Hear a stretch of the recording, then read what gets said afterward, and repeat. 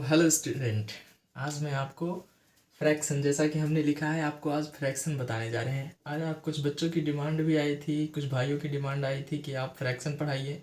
तो मैं आज आपका टॉपिक ये फ्रैक्शन पढ़ाऊंगा। फ्रैक्शन में आज मैं सिंपल मतलब आपको अभी बेस सिखाऊंगा, फ्रैक्शन का बेस, न कि आपको डायरेक्ट उछाल के ले जाऊंगा लास्ट वाली सीढ़ी पर चढ़ा दूंगा। ठीक है, आपको पहले बेस बताऊंगा, भाई बेस क्या चीज़ होती है। देखिए, तो यहाँ पर हमने पहले यहाँ पर बता दिया है आपको टाइप ऑफ फ्रैक्शन। जैसे यहाँ पर proper fraction, improper fraction, unit fraction, like fraction, unlike fraction, equivalent fraction, mixed fraction. इसको देखकर ये मत सोचिए कि सर तो इसे लिख दिए पूरा काम खत्म। ऐसा कुछ नहीं, मैं पूरा जब तक बताऊंगा नहीं तब तक छोड़ूंगा नहीं। ठीक है, तो आज यही टॉपिक है, जब तक तोड़ेंगे नहीं तब तक छोड़ेंगे नहीं। ठीक है, तो चलते हैं हम। सबसे पहले आप ये चीज़ जान लीजिए, पहले फ्रैक्शन होता क्या है। फ्रैक्शन क्या है कि मतलब होल जो नंबर होता है उसका पार्ट ऑफ होल, उसमें न्यूमरेटर रहता है और टोटल होल नंबर जिसको हम डिनोमिनेटर कहते हैं वो होता है। ये इक्वल चीज़ है उसका। ठीक है, अब मैं एक एग्जांपल लेकर आपको समझा देता हूँ। जैसे मान लीजिए आपकी ये क्या हो गई, ब्रेड। ठीक है, चलिए मैं दूसरा पेन ले लेता हूँ। ये क्या हो गया आपका, ब्रेड। ओके, या फिर आप इसको चपाती ले लीजिए। क्या ले लेंगे, चपाती मतलब रोटी। ठीक है, जिसको हम जनरली खाते हैं। हम इनके 4 टुकड़े कर दिए। ये था कितना, ये 1 था, ये सिर्फ 1 था। ध्यान दीजिएगा, अगर थोड़ी सी चूक हुई, आप इधर उधर दिमाग लगाए तो हमें मत दोष दीजिएगा कि हमें नहीं समझ में आया, क्योंकि आपका चीज़ है तो आपको जेनुअल चीज़ से समझना पड़ेगा। एग्जैक्ट समझिए, इक्वल समझिए कि हमें ये बता क्या रहे हैं और हम समझ क्या रहे हैं। हमने सबसे अच्छा हिंदी में लिख देता हूँ, ये मान लीजिए रोटी है।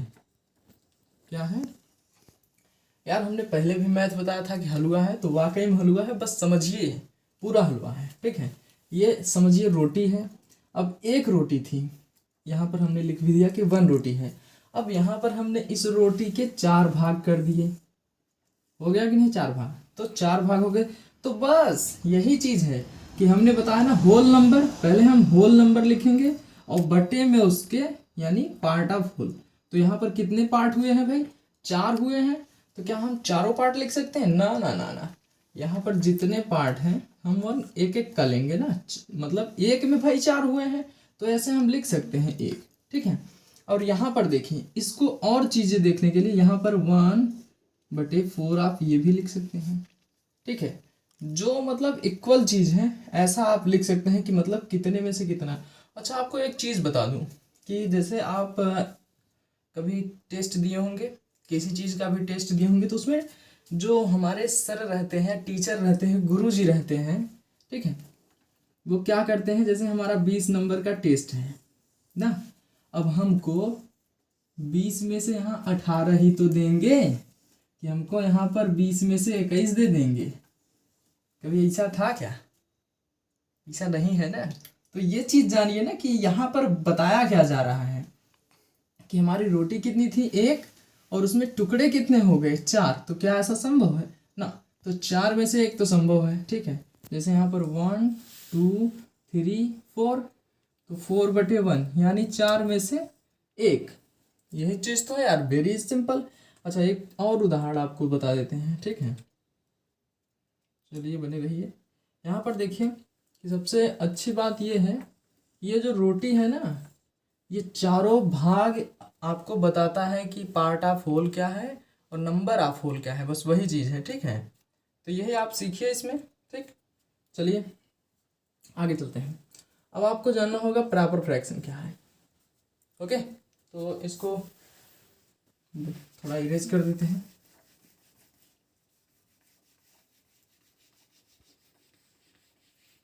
डिनोमिनेटर, अच्छा हाँ, हम कब से न्यूमरेटर डिनोमिनेटर, आपको तो समझ में नहीं आ रहा होगा यार, ये क्या बताए जा रहे हैं, न्यूमरेटर क्या है डिनोमिनेटर क्या है। तो देखिए, जैसे हमने बताया 1/4, यही तो बताया, या फिर 4/1, कुछ ऐसा ही तो हमने बताया है। ठीक है, अच्छा आप इसको एक प्रकार और समझ सकते हैं, जैसे यहाँ पर है 1 2 3, अब ये हमारे पूरे संख्या हैं। अब मान लीजिए हमने इसको क्लोज कर दिया, तो इसका मतलब क्या हो जाएगा भाई, 1/, आप 3 लिख सकते हो ऐसे। जी हाँ, हम लिख क्यों नहीं सकते, लिख सकते हैं, बिल्कुल लिख सकते हैं, इसमें कोई दिक्कत नहीं। क्या 3/1 लिख सकते हैं, बताइए। नहीं, ऐसा नहीं लिख सकते। ऐसा क्यों नहीं लिख सकते, क्योंकि एक संख्या तो यहाँ पर है ना इसकी, तो हम इसलिए ये टोटल कितने हो जाएंगे, 4, तो ये ऐसा हम लिख सकते हैं। ठीक है, तो हम आपको बताने क्या जा रहे थे, न्यूमरेटर और डिनोमिनेटर। तो हम न्यूमरेटर इनको कहते हैं, न्यूमरेटर, और न्यूमरेटर की हिंदी में हम क्या कहते हैं भाई, अंश। ठीक है, न्यूमरेटर को हम हिंदी में अंश कहते हैं, और डिनोमिनेटर नीचे वाला होता है। ठीक है, इसको हम हर कहते हैं। हमें लगता है ये चीज़ आपको समझ में आया होगा कि न्यूमरेटर क्या है और डिनोमिनेटर क्या है। ठीक है, अगर आपको इतना समझ में आ गया तो आप एक चीज़ और बनाकर हमको दिखाएं। ये मान लीजिए ऐसे बनी हुई रेखा है, हमने इसमें आधा कर दिया, तो इसको क्या करेंगे आप, ऐसे ही तो लिखेंगे मेरे आका, 2/1 या 1/2, हाफ, कोई दिक्कत है। अच्छा, इसमें हमने 3 कर दिया, तो क्या लिखेंगे, 1/3 ही तो लिखेंगे। 3 में से 1, बोलिए। एक और कर दिया, 1/4, कोई दिक्कत लग रही है इसमें, नहीं दिक्कत है, क्योंकि आप जानते हो ऐसा है तब हम कर रहे हैं। ठीक है, अगर हाँ वहीं हम इसको एक ब्लैक कर दें जैसे यहाँ पर बताया, तब 1/3 हो जाएगा हमारा। ठीक है, ये थी न्यूमरेटर डिनोमिनेटर की कहानी। चलिए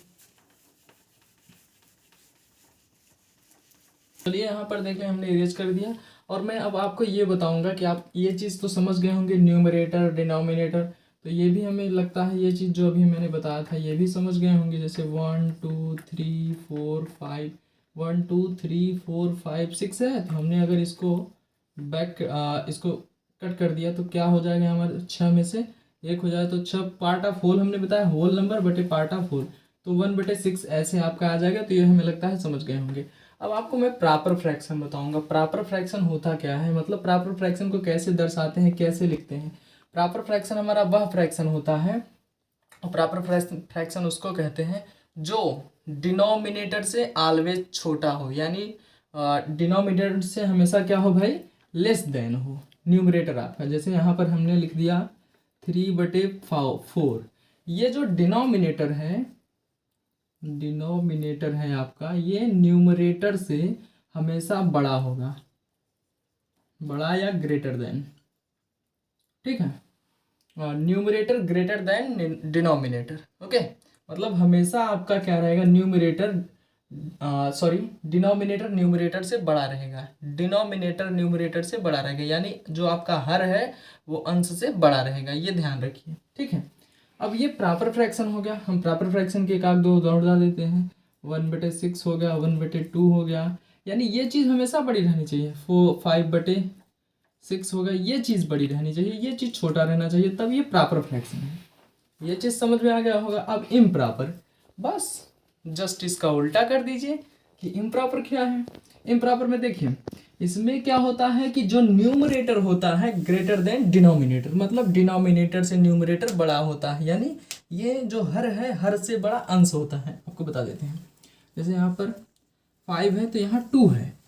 जब ये कंडीशन पैदा हो जाए कि ये चीज़ इससे छोटी हो या ये चीज़ इससे बड़ी हो, तो आपका ये इम्प्रॉपर फ्रैक्शन हो जाएगा। जैसे हम लेते हैं, ये हमारा न्यूमरेटर है, ये हमारा डिनोमिनेटर है, यानी ये हमारा अंश है, ये हमारा हर है। जब हमारा अंश हर से बड़ा होगा तो हमारा इम्प्रॉपर फ्रैक्शन होगा। इतना समझ में आ गया।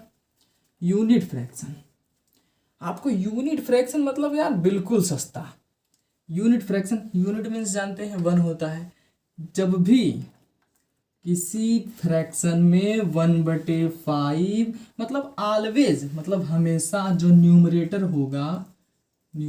होगा वो ऑलवेज 1 होगा। जो न्यूमरेटर होगा हमेशा 1 होगा। बटे में आप कुछ भी लिख सकते हैं, 6, 1/5, 1/4, यानी ये जो है ये हमेशा न्यूमरेटर ऑलवेज 1 रहेगा। ये तो समझ में आ गया। अब आपको लाइक फ्रैक्शन बताते हैं। लाइक फ्रैक्शन उसके बाद अनलाइक फ्रैक्शन। अच्छा, ये हो गया यूनिट फ्रैक्शन। लाइक फ्रैक्शन में देखिए मैं एक बात और बता देता हूँ, ठीक है। हमने क्या बताया आपको, लाइक फ्रैक्शन। लाइक फ्रैक्शन में क्या होता है कि जैसे यहाँ पर आपका जो डिनोमिनेटर रहेगा, क्या रहेगा, डिनोमिनेटर, जैसे 4/8। अगर आपका डिनोमिनेटर 8 है लाइक फ्रैक्शन में, जनरली आप यहाँ से अगर आप सोच रहे होंगे, जान रहे होंगे, सीख रहे होंगे तभी आइएगा, मैं आपसे कह रहा हूँ, ठीक है, आपसे, ठीक है। तो लाइक फ्रैक्शन जब यहाँ पर आपका ये डिनोमिनेटर सेम रहेगा, डिनोमिनेटर क्या रहेगा, बराबर, मतलब हर संख्या में वही चीज आएगा, ठीक है। जैसे यहाँ पर 2/8, मतलब डिनोमिनेटर एक प्रकार से सेम कह लीजिए, चाहे जो भी संख्या है। यहाँ पर मान लीजिए 5/7, 6/7 या 2/7, यहाँ पर ये 7 सेम रहेगा, 7 सेम रहेगा, बार बार रिपीट कर रहे हैं, ये 7 सेम रहेगा, या फिर 8 रहेगा तो वो 8 सेम रहेगा, या फिर बटे में 3/5 है तो 4/5 ही रहेगा। मतलब ये चीज सेम जब रहेगा तो आप तुरंत समझ लीजिए लाइक फ्रैक्शन है। कोई डाउट यहाँ तक हो गया कि आपने ये समझ लिया? तो अब मैं आपको बताऊंगा अनलाइक फ्रैक्शन। बस हो गया ना उल्टा यार। ये देखिए, ये देखते हैं कि अगर ये सेम है तो क्या रहेगा। हाँ, अब एक चीज और आप मत सोचने लगे कि ये सेम रहेगा कि नहीं, नहीं नहीं, इसमें ऐसा नहीं रहेगा, इसमें जो रहेगा वो सेम नहीं रहेगा, यानी इसका कुछ भी हो सकता है, 5/7, 6/4, ऐसे, ठीक है, कुछ भी हो सकता है, इसमें कोई दिक्कत नहीं। लेकिन लाइक फ्रैक्शन का हमेशा जो क्या कहते हैं, डिनोमिनेटर, यहाँ पर हमने आपको बताया कि ये जो 5/7 है, 6/4 है, कि इसका जो लाइक का रहेगा वो हमेशा डिनोमिनेटर क्या रहेगा भाई, सेम रहेगा। लेकिन ये अनलाइक फ्रैक्शन में इसीलिए इसको कहा जाएगा अनलाइक फ्रैक्शन, क्योंकि ये इनका डिनोमिनेटर सेम नहीं रहेगा, न तो इनका न्यूमरेटर सेम रहेगा। ओके, इनको आप कह लीजिए कि न्यूमरेटर और डिनोमिनेटर इज डिफरेंट, यानी ये हमेशा अलग अलग रहेंगे, ठीक है। अब हम आते हैं भाई इक्विवेलेंट फ्रैक्शन। यार ये तो मतलब आपको देख के भी लग रहा होगा कि एकदम सही है यार। इक्विवेलेंट का मतलब आप इसमें जाइए, इनके जो स्थान के वैल्यूज रहेंगे ना वो सेम रहेंगे, मतलब वो अगर आप काटेंगे तो आसानी से वो कटते जाएंगे, ये चीज है इसमें। देखिए आपको बताते हैं, इक्विवेलेंट का मतलब जैसे 2/4, या फिर आप मल्टीप्लाई ले लीजिए या प्लस लीजिए, कोई कुछ भी ले लीजिए, 3/6, ये जो रहेंगे आपके, ये जो इक्विवेलेंट में ये सेम रहेंगे, मतलब ये इनसे कट जाएगा, ये इनसे कट जाएगा। अच्छा, आपको ये नहीं समझ में आया तो एक और ले लेते हैं, जैसे 10/5 प्लस 6/6, यानी ये इनसे इनसे कटते रहेंगे, ऐसी संख्या लेनी होगी। यानी जैसे अगर हमको काटना हुआ तो यहाँ पर हम लिख लेंगे 6/3, यहाँ पर भी 3/9, ऐसी संख्या जिससे हम इसको भी काट सकें, इसको भी काट सकें, तो ऐसा संख्या ले लेंगे हम, ठीक है। और भी लेकर दिखाते हैं आपको, 10/10 मल्टीप्लाई 5/5, ऐसा भी ले लेते हैं। इसी को हम इक्विवेलेंट कहते हैं। मतलब इनके क्या होंगे कि ये संख्याएं जो होंगी वो जरूरी नहीं कि वही संख्या रहेगी, लेकिन काटने में ये इनको आसानी रहेगी, ठीक है। यहाँ पर हमने 3 लिख दिया, यहाँ पर 4 भी लिख देंगे तो कोई दिक्कत नहीं। यहाँ पर अगर 4 से 8 भी कट जाए, 8 भी लिख देंगे तो कोई दिक्कत नहीं। 4 से 4 कैंसिल हो जाएगा, 2×3 6, ऐसे कैंसिल हो जाएगा। जैसे यहाँ पर 2 से ये कट जाएगा कि नहीं, 2 से कट जाएगा, ये भी 2 से कट जाएगा। यहाँ पर अगर 8 भी रहेगा तो भी चलेगा, 10 भी रहेगा तो भी चलेगा, ठीक है। यहाँ पर जैसे 3×3 = 6, 3×3 = 9, 3×1 = 3, 3×1 = 3, तो मतलब वो संख्या रहेगी जो कट जाए, ठीक है। चलिए देखते हैं मिक्स्ड फ्रैक्शन। यार ये तो बहुत अच्छा है। मिक्स का मतलब होता है कि ये जो प्लस, जोड़, गुणा, घटाना सब मिक्स रहे। जैसे यहाँ पर देखते हैं हम, 5 सही 8/3, ये हो गया मिक्स फ्रैक्शन, ठीक है। और आप देख लीजिए, अच्छा एक प्रकार से और आप जान लीजिए कि इस मिक्स फ्रैक्शन को कैसे हम हल करते हैं। ये बहुत जानना जरूरी है कि मिक्स फ्रैक्शन कैसे हल करते हैं। यहाँ से नीचे से हम क्या करेंगे, गुणा। अगर आप कॉपी पेन लिए हैं तो नोट कर लीजिए, बार बार कह रहा हूँ कि नोट कर लीजिए, नहीं तो आप फिर पछताओगे कि ये समझ में नहीं आया। इसको इसमें गुणा करते हैं, इसको इसमें प्लस करते हैं। एक बार नहीं 100 बार कह रहा हूँ, कॉपी उठाइए और लिखिए, तुरंत लिखिए, ताकि फिर आपको परेशानी न झेलनी पड़ी, ठीक है। जैसे यहाँ पर हम लिख लेते हैं 6/5, तो 5×6 = 30, और ये प्लस होगा 33/5, ये हुआ आपका आंसर, ठीक है। 33/5। और अगर आप ये भी चाहते हैं कि इस संख्या को मैं इसी फॉर्म में लाऊं तो वो भी ला सकते हैं। बताएं कैसे? चलिए यहाँ पर देखिए, ये 33 है ना, बटे 5 है, तो 5 का मतलब भाग हो जाएगा, तो 5 छक 30 हो जाएगा। क्या होगा? फिर से ध्यान दे दीजिए, 5 छक 30 हो जाएगा। और ये जो 3 बचेगा यहाँ पर रहेगा, बटे में ये 5 आप लाएंगे, यानी 5 हो जाएगा, और ये 6 जो रहेगा यहाँ पर फिर आ जाएगा। क्या हमारा यही आंसर आया? तो जी ऐसे ही आएगा, चाहे जो लीजिए। एक आपको और उदाहरण देके बताते हैं। जैसे देखिए 5 सही 8/9, तो 9 बचे 45, 8 जोड़िए कितना होगा? 45, 5 हो जाएगा 50 और 3 53, 53/9 ऐसे हो जाएगा आपका। अगर आपको यही चीज़ करना हो तो आप उल्टा करके देख सकते हैं। 53 में 9 का भाग कितना हो जाएगा? 9 बचे 45, 9 छक 54 भी कर सकते हैं इसको, क्योंकि यहाँ पर एक संख्या है तो इसको ले सकते हैं। ठीक है, तो आप इसको बढ़ाकर भी ले सकते हैं, घटा पर, लेकिन ये संख्या आपको सेम आ जाएगी। जैसे यहाँ पर है 5/8/9। ठीक है, अगर हाँ एक संख्या और ले लेते हैं, दो, सरल से सरल आपको बता देते हैं। ठीक है, 2 3 5, 5 दूना के 10, यहाँ पर हमने क्या क्या गुणा किया। ठीक है, 5 दूना के 10, 10 3 13। अगर फिर हम इसी को करेंगे तो 5 दूनी के 10 आएगा। ठीक है, कितना बचेगा? 3, तो 3 बटे यहाँ पर कितना हो जाएगा? 5 हमारा तो फिर आ जाएगा। ठीक है, तो यहाँ पर क्या होगा? 2, 5 दूनी 10 3 13 हो गया क्या है? तो आज आप बेस ही समझिए, अगले टर्न में मैं आपको एग्जाम्पल समझाऊंगा। तो इस चैनल को, अगर आपको ये वीडियो अच्छा लगा हो, आशा है कि अच्छा लगा भी होगा, और लाइक सब्सक्राइब जरूर करें। धन्यवाद।